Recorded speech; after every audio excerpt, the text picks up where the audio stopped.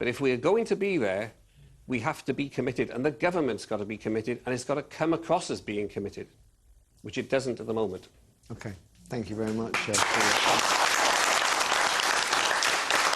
going to go back to the phones now. You guys chip in with anything you want to say anywhere along the line. Kirsty, who's on the line? We have Bob. He's on line too. Bob, good morning. Good morning. Wonderful to hear such strong and clear thoughts from Alan. What about your thoughts on Afghanistan? Well, I think the people should stay there because I have a great nephew in Afghanistan. We don't expect come home, please. I'm sorry. The great nephew says they're beautiful people and he loves them. He wants them to know what they're missing from the West. He wants every child to have a laptop, every child to watch TV. And he says, once they're educated, you can't uneducate them. And once they know what they're missing, there'll be no trouble. So it's education. Yeah. Education, which is the key to change. You believe we've got to stick it out there, Bob? Yeah.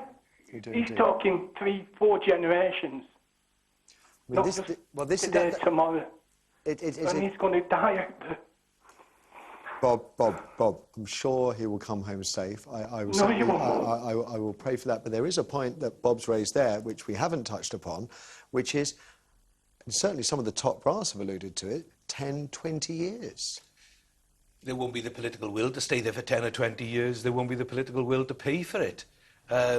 I can't imagine that for one moment. If they're talking already about creating and thinking about exit strategies, maybe 5 or 10 more years maximum. I can't see them being there any longer than that. And I think that's at a push. I think there's a greater will now to come out because of the pressure that's been put upon them. But we'll have to wait and see. I mean, education would be great. It's given them something to hang on to. It's given them something to do. It's given them something more than just fighting. Which is all they've done, because we forget after the Soviets withdrew, there was civil war in Afghanistan. They fought each other. I mean, it's one of those crazy situations. If you haven't got somebody else to fight each other.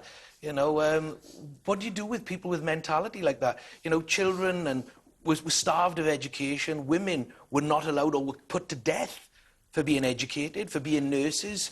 You know, what do you do with a mentality? Simon, do you think it could ever change? I don't think it can. I think it's inbred in these people. I think that, you know, sadly, we're talking about a certain amount of the people that have got almost a Stone Age mentality. Mm-hmm. You know, they're not... You were telling me during the break about, and I think this is fantastic, about the leadership. And there was this mullah that was chosen, effectively, by the Afghan people to be their leader. And what happened to him? Well, the Americans put Karzai in. The Americans wanted him because he'd worked with oil companies in America and everything else, you know. So they wanted their man in, but there was this mullah, and he was pretty much the next president-elect of the country. They all wanted him. All these different groups, it's tribal communities. They all accepted him as being the great sort of leader and moderator between them all. And but what happened was that he was abandoned, and the Taliban got hold of him and just slaughtered him. And he was abandoned by the CIA. You know, that's the word. This is what I've been given as somebody who actually interviewed the guy who was trying to save his life. And he said that he was just abandoned. And they shot him, and they sat around for hours just shooting him. I mean, the guy was well dead, but they just kept shooting. I mean, it was just barbarism at its worst.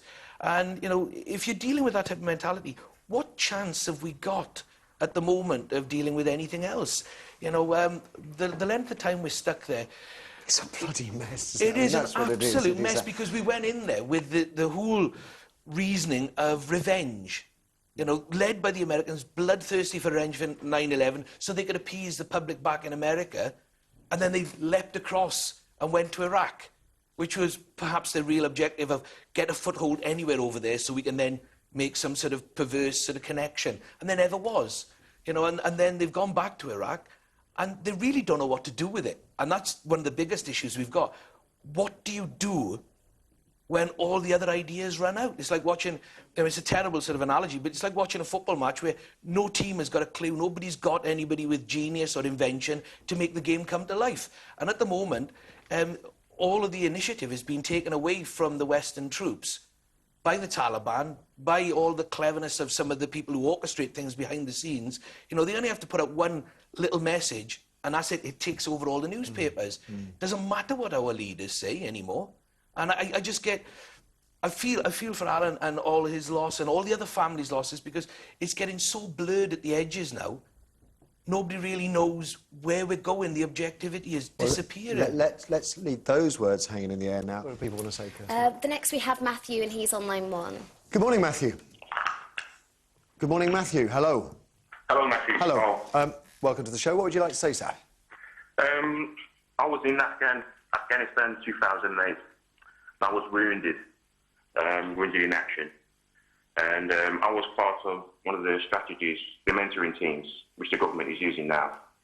And personally, I think the government has let the soldiers down, let the services down, because they took their eyes off the ball because of the invasion of Iraq. And they've let the Taliban obviously come back. And since then, they've not had a clear strategy since 2006 for the services to follow. And, you know, the procurement, the argument about equipment, basically, they're just playing catch-up all the time. You know, I have to say that, I mean, if you can believe what you read, that message does come out very loud and very clear. Mm-hmm. What about... is it a war that's winnable?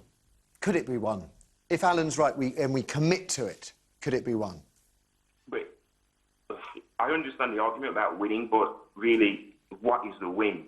I mean, we're looking for peace at the end of the day. You know, I think if they aim towards making peace, maybe entering talks with the Taliban and looking for a political way out, you know, because if it's about winning, what is winning in conflict? You know, I think peace is the only way forward, looking for peace.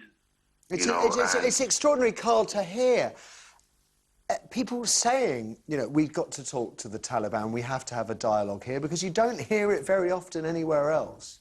And it is, as you say, ultimately, we're looking for peace. Of that I have no doubt. And we will need some dialogue to get that peace.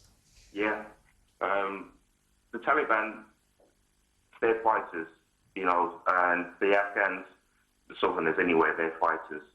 And like Simon says, I mean, they've got nothing else to do but fight, you know, and it is a generational thing. If we're going to stay there, we need to be there for another 20, 30 years, you know, so the next generations grow up without weapons. But again, Simon was right, wasn't he, when he said there will not be the political will for that. I mean, Simon said 5 to 10 years. I suspect the political will is ebbing much, much faster than that. Probably. Yeah, I agree. If they've already committed troops, but they're not committed themselves, and that is the big mistake. If you're going to commit troops to a conflict and people are going to lose their lives, and at home, we need to give 100% to support them, and they haven't. They haven't at all. And if that's the case, then if they're not going to commit themselves 100% and give the troops everything they need, you know, commit themselves politically to, you know, to an end, then we need to, I suppose, pull out. Okay. It's a shame, but that's what we need to do. If the politicians are not going to give 100%, then obviously the troops are giving 100%, and they're suffering, so we need to protect them at the end of the day. Okay, thank you very much for the call. We do need to be more decisive in everything that we do, whether it's procurement, whether it's commitment, whatever it is. You can see a problem there straight away, can't you? Because Gordon Brown and decisive are not happy bedfellows, are they? We were talking yesterday about the biscuit story. What kind of biscuits do you like, Gordon? And, you know, I think 20-odd times they asked him on Mum's Net, and he still couldn't come up with an answer. So if he can't decide what kind of biscuit he likes, heaven helps his policy in Afghanistan. Cross our fingers and hope, eh? But even President Obama is dithering on this one. Well, I think he's dithering because I think he is effectively opposed to the conflict in his heart, and he has to try and work out where we go. But then, what is the choice? I mean, how many more 9/11s would we have had if we had not gone into Afghanistan? Fortress Britain may be an option. Fortress USA, is that the way we want to go? Maybe if we hadn't meddled in Afghanistan before, then we wouldn't have had terrorist attacks on 9/11. But history is history. It happens to the world. We just... Indeed.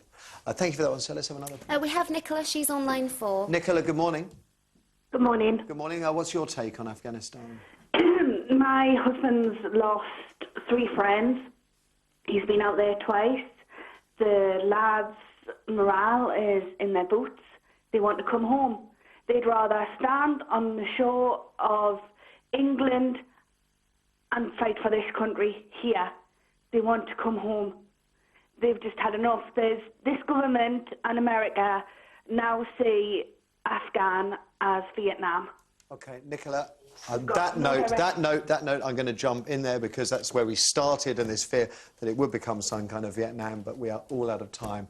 I want to thank you all for your comments. I want to thank Alan for joining us this morning. I really do. May your son's memory live on forever as well. And it's goodbye to the panel as well. Simon, thank you.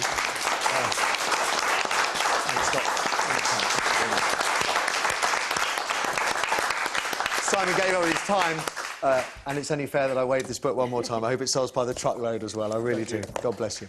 I just got time for me to tell you what's in store tomorrow. We've got Phoenix Night Star and Celebrity Mastermind champ Dave Spikey joining us on the panel. And don't forget, if you missed any of today's show, you can catch it all over again on 5 at 12:30. Thanks once again for the call. Bless you.